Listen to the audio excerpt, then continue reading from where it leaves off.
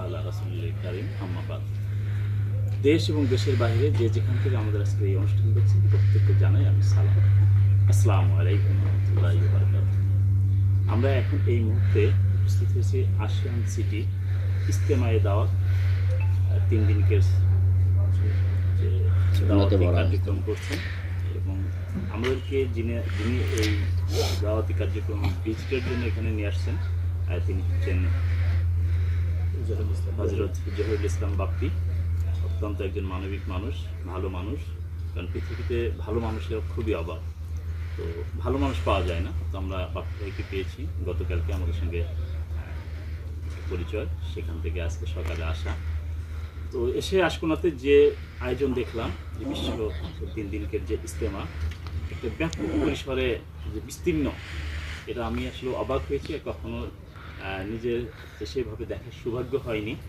বিশাল পরিসরে আমি আসলে আবেগে আপ্লুত এবং অত্যন্ত ভালো লেগেছে যে আমাদের দেশে দাওয়াতি কার্যক্রমের জন্য যে এত মেহনত করে আমাদের এই দিনী ভাইরা, যা আসলে অকল্পনীয়।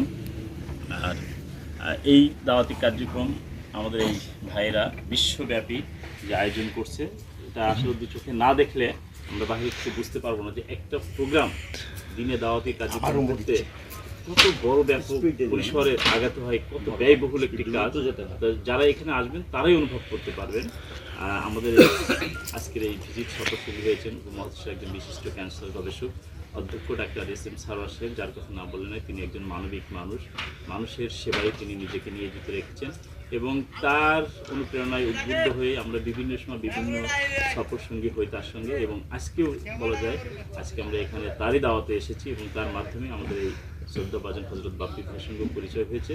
তো ইনশাল্লাহ আমরা এখানে আশা করতেছি যে এই দাওয়াতি কার্যক্রমের সাথে আমরা নিজেদেরকেও সামিল করব এবং 3 দিন এখানে অন্তত সময় দেওয়ার হযরত আমাদেরকে রিকোয়েস্ট করেছেন। তো আমরাও আশা করি যে যত ব্যস্ততার মধ্যেই থাকি আল্লাহ যেন আমাদেরকে কবুল করেন, 3 দিন যেন আমরা হযরতদের সঙ্গে এই দাওয়াতি কার্যক্রমে সময় দিতে পারি।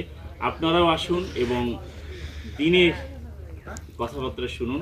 কারণ আমরা যে যাই করি না কেন, সর্বশেষ সবচেয়ে বড় কথা এবং সর্বশেষ কথা হলো এটাই যে আমাদেরকে এই পৃথিবী ছেড়ে যেতে হবে। আর আমরা কোথায় যাব, সেখানে যে আমরা মহান আল্লাহ তাআলার কাছে কী জবাব দেবো, তো সেইগুলোর জন্যই তো শিক্ষার প্রয়োজন। আর শিক্ষা আমরা কোথায় পাবো, দিনের শিক্ষা কোথায় পাবো? এই ধরনের আলেম ওলামাদের সান্নিধ্যে যখন আসবো তখনই আমরা সঠিক দিনের বুঝ পাবো।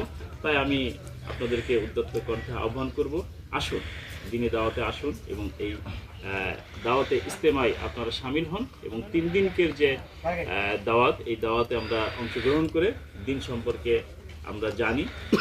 এই আহ্বান রেখেই আমি আপনাদের থেকে বিদায় নিচ্ছি। সকলেই ভালো থাকুন, সুস্থ থাকুন এবং যে যেখান থেকে আমাদেরকে দেখছেন সকলে আমাদের জন্য দোয়া করুন। আল্লাহ হাফেজ।